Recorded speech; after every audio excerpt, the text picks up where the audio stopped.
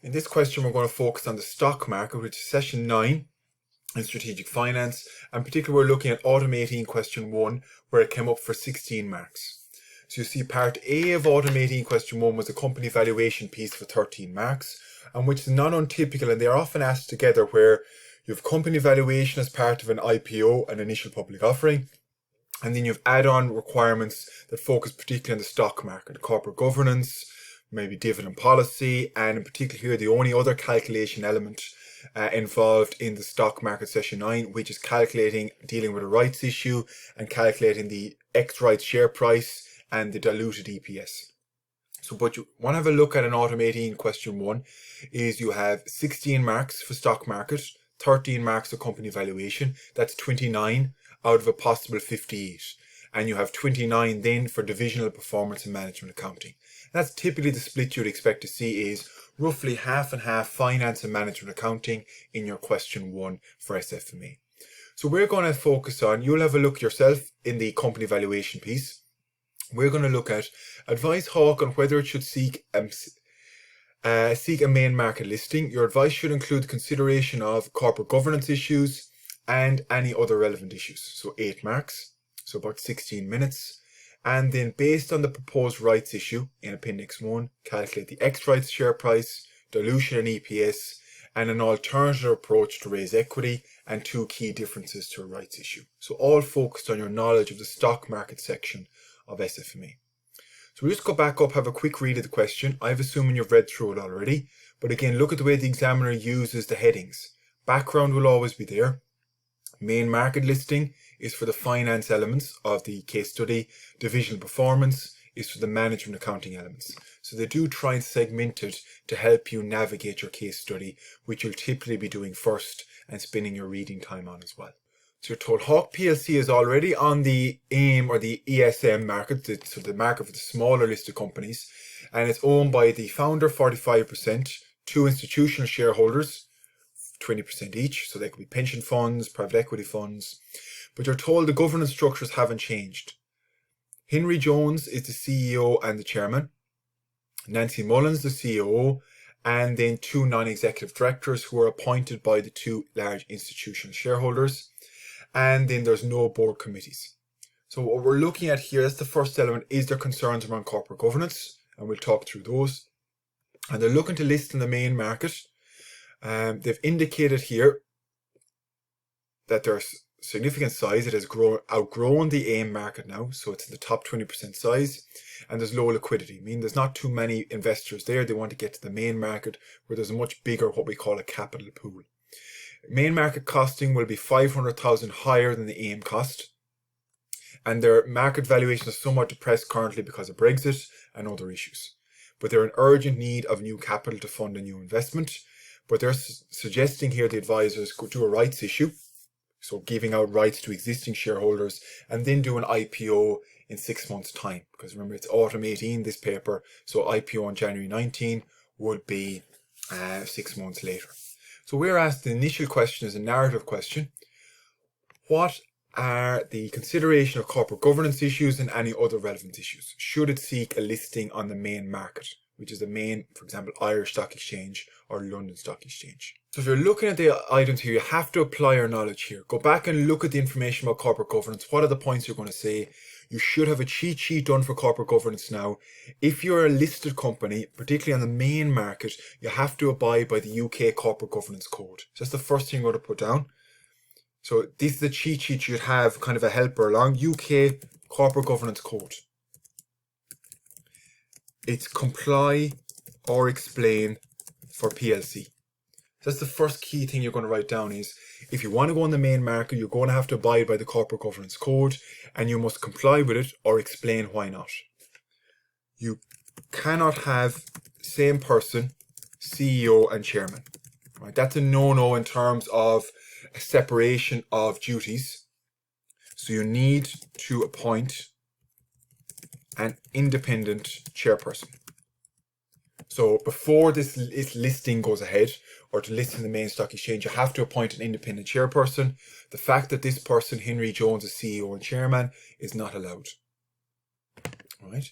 There should be majority independent non-executive directors on board. So INED is independent non-executive directors. All of these should be main points in your cheat sheet as well, that you're kind of getting a brainstorm what the key issues are. The two non-executive directors here are not independent. So you have to recognize that. They're not independent because they're nominated as part of the two large shareholders. So they're not independent of the shareholders. So you need to get at least 3 independent non-executive directors before listing. Preferably financial experience and sector experience. So you want one at least that has financial experience, that can deal with the auditing committee, that can deal with the auditor, and one that has sector experience, particularly this business, the electronics manufacturer, so they know what's going on. So you should have independent non-executive directors. Non-executive means they don't work in the business as a full-time role. Independent means they have no links to shareholders, they have no commercial ties to the business. Right? And you're also told in the examiner's guiding you, there's no board committees. We know that's a no-no. There should be, you should form at least 3 board subcommittees. And you should know these off the top of your head. Should be an audit committee, a nomination, and a remuneration.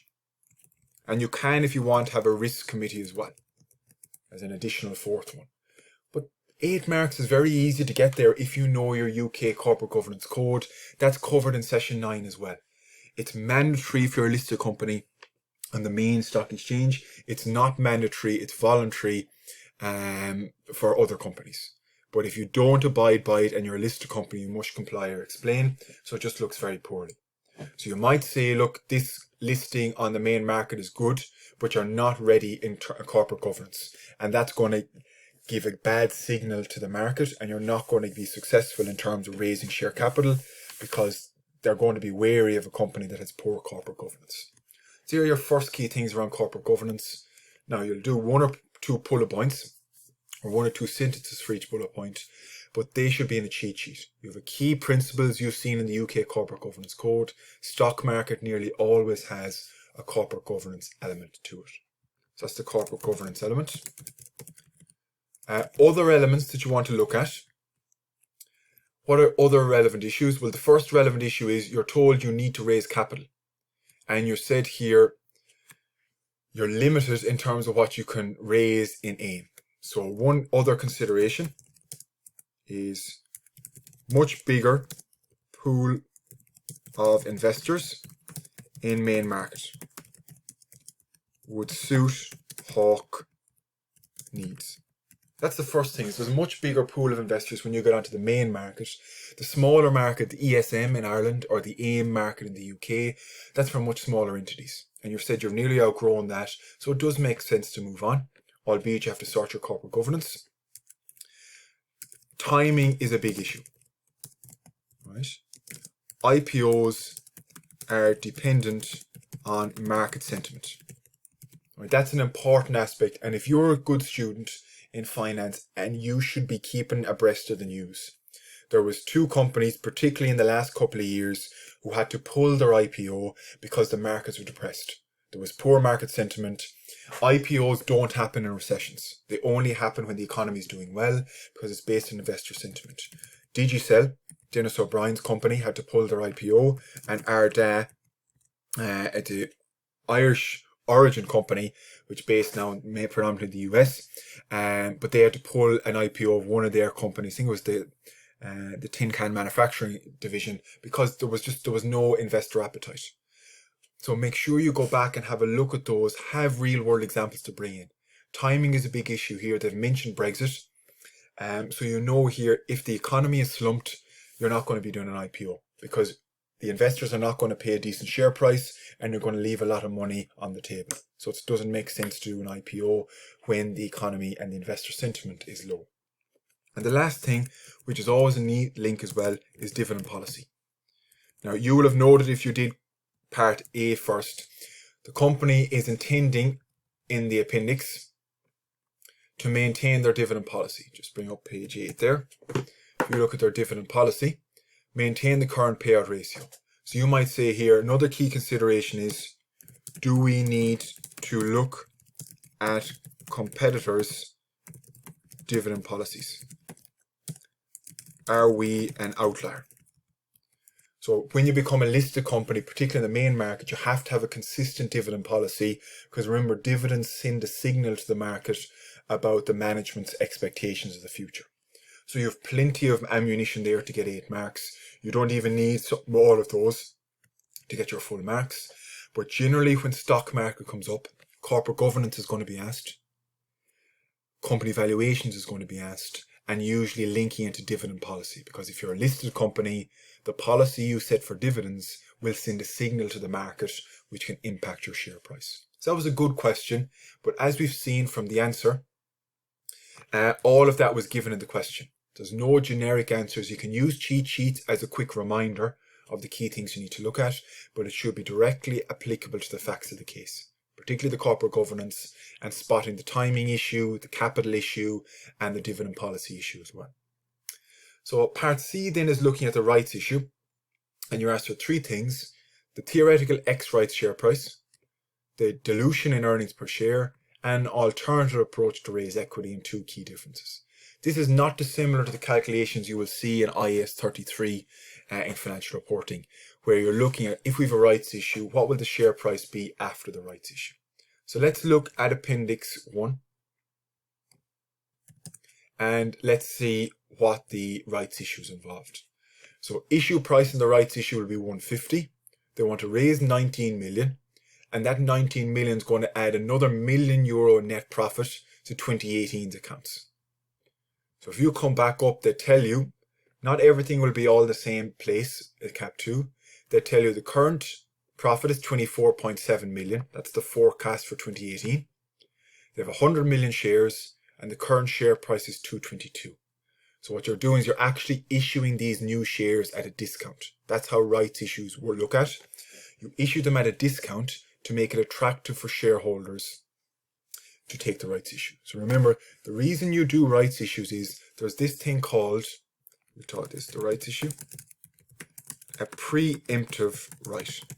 What that means is the existing shareholders always have the first right to any new shares.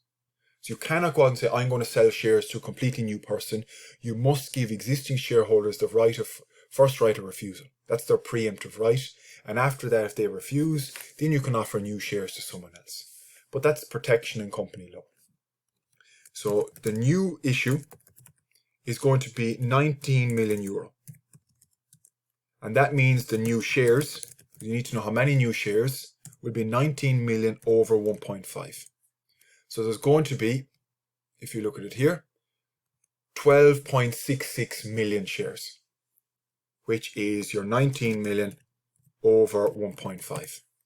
So just being careful to read the question clearly. This does come up, it comes up about once every 3 years in terms of calculation elements of stock market. The existing shares, there are 100 million. The share price currently is 222. So the current value of those shares is 100 million times 222, which is 222 million. So what is the X rights share price that they're asking you for? They're saying, what technically should be the price of a share post rights? That's what the X rights price. X rights share price. The technical share price after rights issue happens. Now, what we mean by technical is the academic, that you're saying by mathematically, this is what the share price should be, where we know market sentiment, human behavior, etc., it may go up or down.